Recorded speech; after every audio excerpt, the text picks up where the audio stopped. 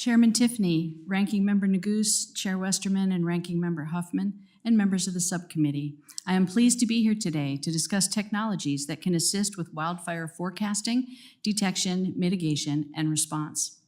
While many factors contribute to the nation's readiness to respond to wildfires, current and emerging technologies such as satellites, aircraft and drones, cameras, sensors, and AI have the potential to offer significant improvements. Some of these technologies have been widely adopted, while others are still in development. For example, satellites have been used for decades to gather data on terrain, the moisture content of trees and brush, weather that can affect the likelihood and behavior of a fire, and hotspots that may indicate active fire or smoldering areas. Satellite data can be used for wildfire forecasting and to detect and monitor active fires, especially in remote locations that can be difficult to monitor otherwise. However, detecting and tracking fires from space can have limitations, including low spatial resolution, potential interference from clouds for some satellite sensors, and data lags that can slow response.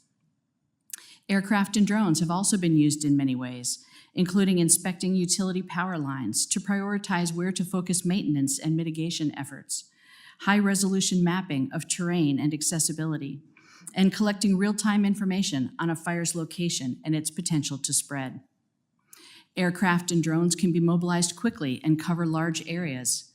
However, aircraft flights can be expensive, and smoke and active fire conditions pose a risk to pilots.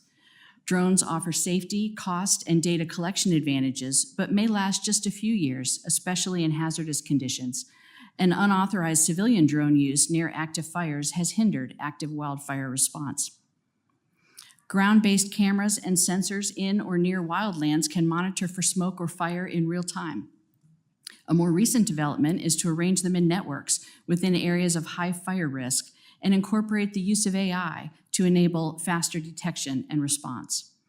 For example, last year, Hawaiian Electric began deploying high-resolution video cameras with AI for early detection of wildfires. And last fall, the Air Force deployed sensors to monitor over 1,000 acres at the Kirtland Air Force Base in New Mexico.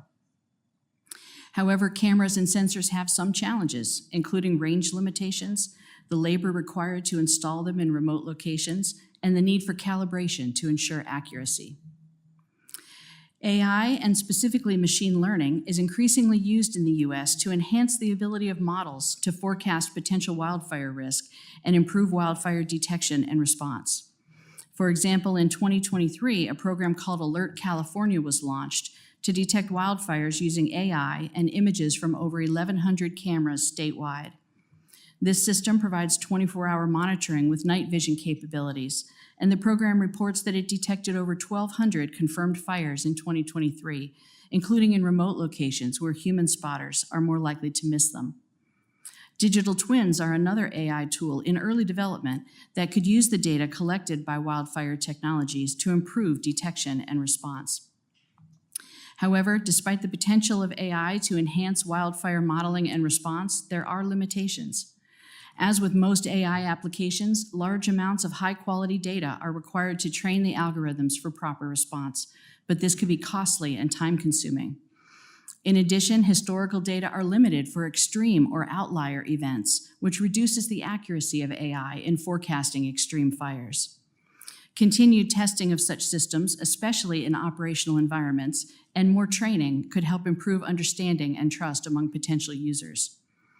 We identified several options that could help policymakers address challenges with wildfire technologies, including considering what combination of technologies could most cost-effectively manage wildfire risks, updating educational requirements to include more AI-related coursework, closing data gaps, and establishing guidelines for making data AI-ready. In conclusion, a range of current and emerging technologies could enhance the ability to forecast and respond to wildfires if we can effectively address the challenges to their development and deployment. This concludes my prepared statement, and I would be happy to respond to questions.